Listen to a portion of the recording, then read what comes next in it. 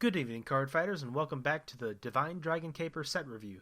I am the Hoodie Ninja TCG, and today we'll be going over the Gear Chronicle cards. There's only like 9 of them, and I'm going to mix a couple other cards in there too. Probably only one. You probably know what it is at this point.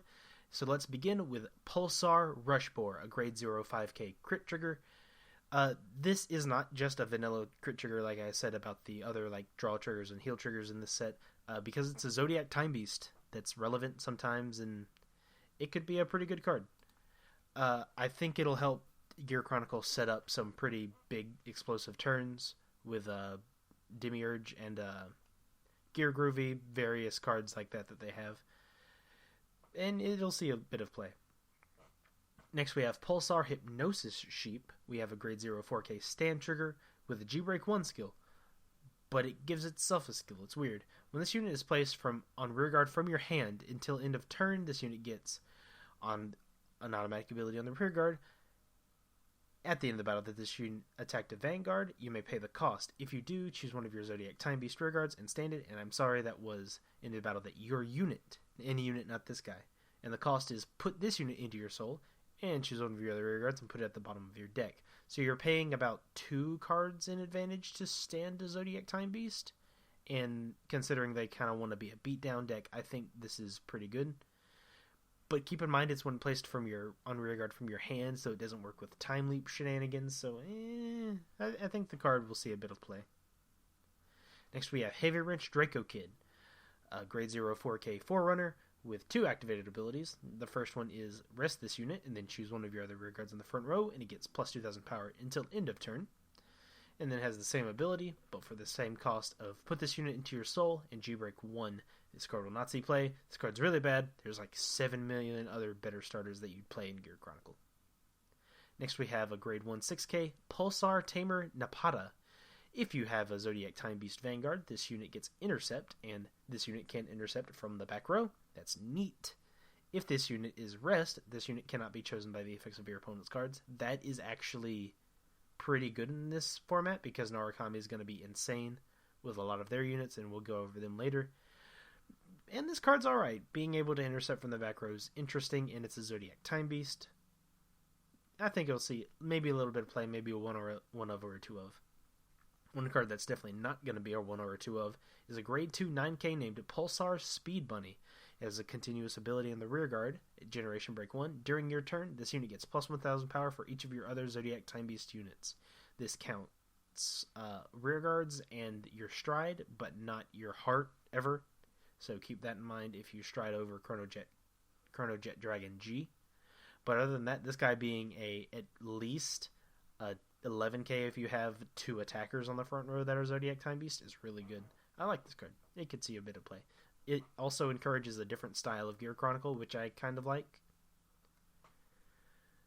Next we have the rare, a grade 1 7k Pulsar Stratos Falcon. It is also a Zodiac Time Beast, and at an automatic ability, G-Break 1, when this unit is placed on a rearguard circle during each battle phase, you may pay the cost.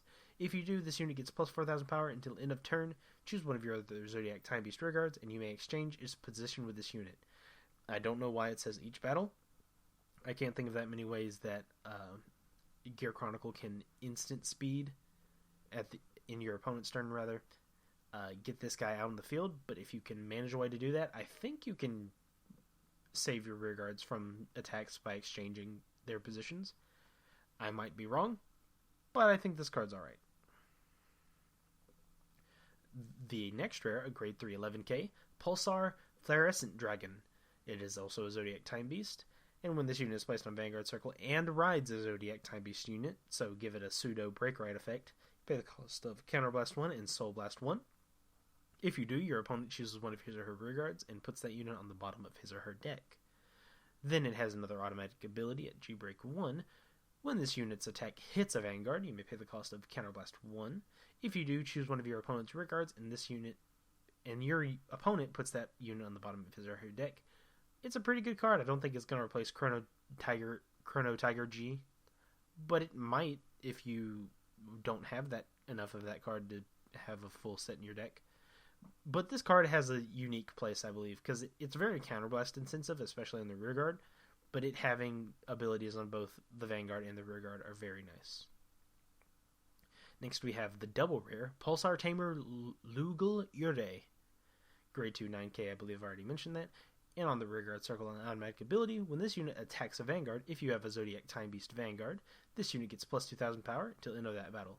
I like how this does not G-break, so it's an 11k attacker on turn 2, which is very important sometimes. Then it has a Time Leap ability. When your drive check reveals a grade 3 Zodiac Time Beast, you pay the cost of Soul Blast 1. If you do, you Time Leap this unit, which means you bind it, call a grade +1 from your deck, and shuffle your deck. Then in your turn, you basically swap them back. This is a neat card. I think it encourages the Zodiac Time Beast beatdown plan, and I like this card. It could see a bit of play, but it's like I don't think the Zodiac Time Beast beatdown deck is going to see any top tier play, but I could be wrong. But I'm pretty sure it's not going to see any play. Next we have Meta Pulsar Split Pegasus, our triple rare Stride for Gear Chronicle. During your turn, if this card is face up in your G-Zone, all Zodiac Time Beast units in your front row get plus 1000 power. That by itself is pretty good. Like being able to have 4 of these guys face up after you stride once or twice and have 4000 power to your entire front row, that's pretty neat. Adds a lot of offensive pressure and basically makes you feel really good after you've strode a couple times. Then it has an activated ability once per turn on the Vanguard circle. Counterblast 1 and choose a face down card from your G-Zone and turn it face up. If you have a Zodiac Time Beast Heart card, choose one of your grade 1 or greater rear guards, return it to the deck. Search for up to 2 Zodiac Time Beasts with grade -1, then that unit from your deck, call them to separate rear guards, and shuffle your deck. I think this is very good because you're basically trading 1 card for 2 cards and any on-call effects that happen, but I'm not sure Zodiac Time Beast has that many right now. Like, you could call Hypnosis Sheep, but it's from hand, so it's kind of poor. But overall, I think this card's really good. Now, that would do it for our Gear Chronicle set review, but I'm going to tack on 1 additional card to this set review.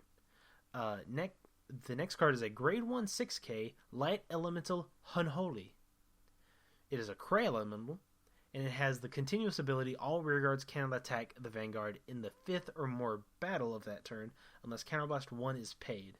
When this unit is placed on rearguard circle, choose a face-up card in your damage zone and turn it face down, and it is of all clans and all nations.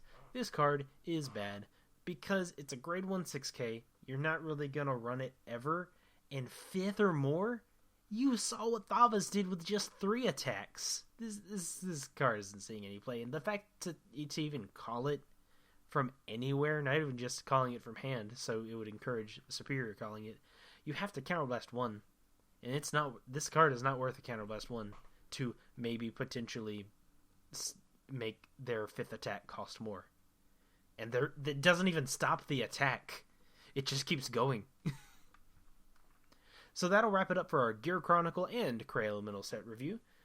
Tune in tomorrow when we go over the Narakami cards. I'll see you then.